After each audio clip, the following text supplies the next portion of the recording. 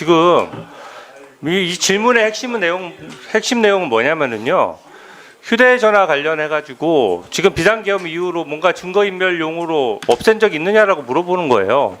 그러니까 휴대폰이 고장 나서 지금 바꾼 것이고 바꾼 휴대폰을 그대로 지금 가지고 있어서 증거인멸 의도적으로 교체한 적은 없다. 이런 게 발언 취지 아닙니까? 네, 그래서 오해의 소지가 있어서 제가 그렇게 말씀을 드렸습니다. 네, 그럼 뭐 그게 지금 와서 바로 잡아서 팩트가 나왔으면 되는 것이지. 그리고 판례상으로도 기억에 반해서 의도적으로 하지 않고 또 같은 기일 내에서 자기 발언을 바로 잡으면 위증죄가 성립하지 않습니다. 그러니까 그 부분에 대해서 인위적으로 매번 이렇게 증인에 대해서 사과를 요구하는 것 자체가 저는 맞지 않다라고 생각하고요. 임지범 교수님 좀 잠깐 나와 주십시오. 네. 임지범 교수님. 네. 임지범 교수님께 저도 하나 좀 확인을 하겠습니다. 예. 재판을 받고 있는 사람이 만약에 대통령이 되면 재판은 멈춥니까? 아니면 재판이 진행됩니까? 제가 예전에 임지봉 교수님 발언하신 공개 내용을 보니까 재판이 멈추지 않는다는 견해를 공개적으로 밝히셨어요. 그러니까 헌법 제84조에 대해서 임 교수님께서는 소추는 기소의 의미로 좁게 봐야 한다. 그리고 대통령 취임 전에 이미 진행 중인 재판을 정지하거나 중단할 명분이 전혀 없다. 이렇게 말씀하셨고요.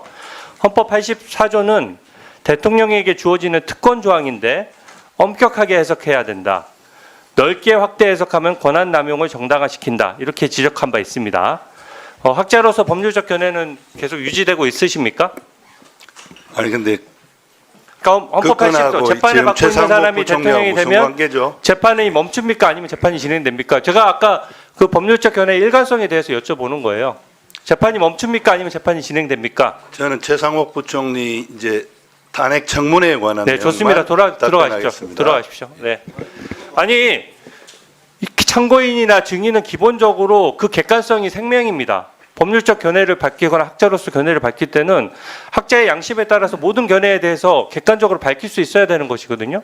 이재명 대표 관련해서 만약 대통령이 되면 재판을 멈추냐 안 멈추냐 이 부분에 대해서 이미 임 교수께서는 지난번에 분명히 재판이 멈추지 않는다라고 발언하고 그 공개된 발언이 언론 보도에까지 나왔는데 여기에 대해서 답변을 못 하시잖아요. 그러니까 아까 그 답변 내용에 대해서도 어떻게 보면 학자로서의 견해는 저는 존중하지만 이게 지금 정치적인 편향성이나 시각을 가지고 증언해서는 저는 객관적인 증언이 안 된다라고 생각합니다. 답변을 못한 게 그리고- 아니라 안 드린 겁니다.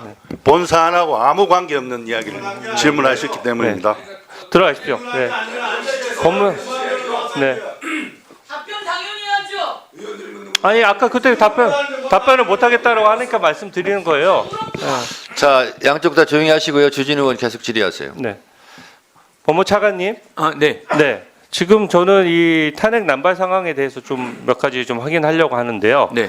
저는 이 헌재에서 탄핵 소추가 남용됐냐 안 됐느냐 이거를 헌재가 다루는 것 자체가 헌정사에 되게 부끄러운 장면이라고 생각합니다. 이게 탄핵이 남발되는 거에 대해서 헌재가 남용으로까지 볼 수 없다라고 어떻게 보면 국회에 대해서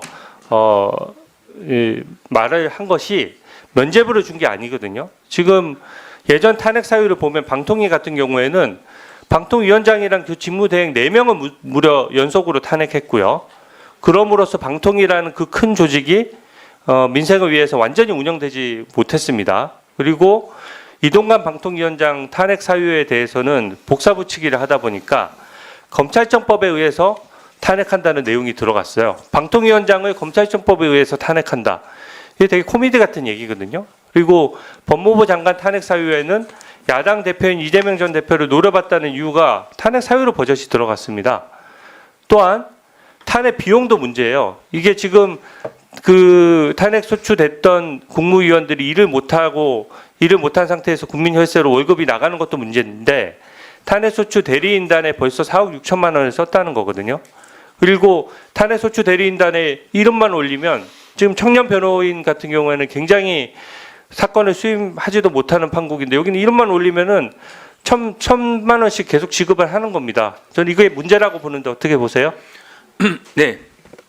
기본적으로 우리나라가 대통령제 국가고 의원내각제 요소가 물론 있긴 있습니다만 기본적으로 의원내각제 요소에서 의원내각제 국가에서 있는 내각 불신임 제도 우리나라에 없습니다. 그런데 탄핵 소추는 소추되는 순간부터 직무가 정지되기 때문에 어떻게 보면 내각 불신임 제도가 없다고 하는 우리 헌법상 정신을 고려해서 탄핵 소추에 있어서는 최대한 신중을 기해야 된다는 게 제 생각입니다.